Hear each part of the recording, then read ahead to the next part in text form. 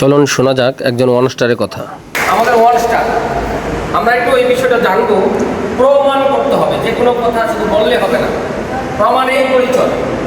আপনি আমাদের সাথে জয়েন করেছিলেন, ফ্রি রেজিস্ট্রেশন করেছিলেন, আইডি অ্যাক্টিভ করেছিলেন, এর পরবর্তী আপনি এখানে কিছু আইডিকে অ্যাক্টিভ করিয়েছিলেন।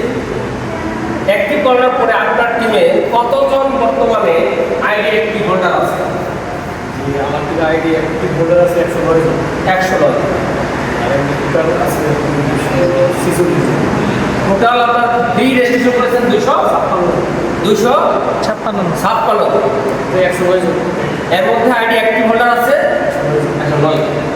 আপনি প্রথম পর্যায়ে হয়তো বিষয়টা নিয়ে এতটা না ভাবলেও এখন বিষয়টা ভাবতে শুরু করেছে।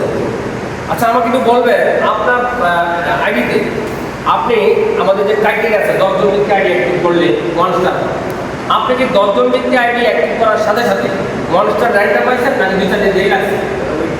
অ্যাক্টিভ ওটা কইরে আমাদের দুটি দিয়ে দিয়েছে। আরে জুমদার এটা বলা লিখে পাইছে।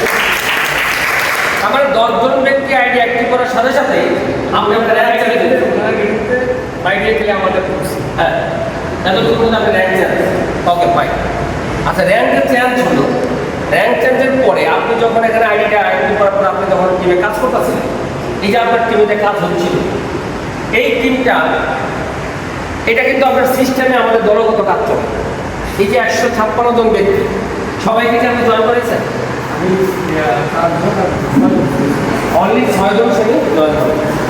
বাকি বিষয়গুলো যে 6 জন থেকে যে কাজ হচ্ছে, এইভাবেই তো টিম পাস রাইট।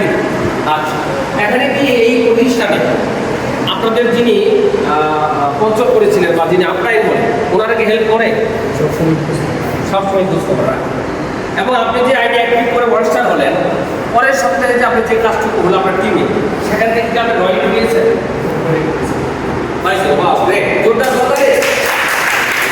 আমরা ওই ওয়ান স্টার হওয়ার পরে তাদের টিমে কাজ হচ্ছে, তাদের রয়্যালটি সেটাও সে পেয়েছে, রাইট? তাহলে আমরা প্রমাণ পেলাম যে ওয়ান স্টার হলে সে রয়্যালটি পাওয়া যায়। তো কাজল কাজ একটা জোরদার করে দাঁড়িয়ে ধন্যবাদ।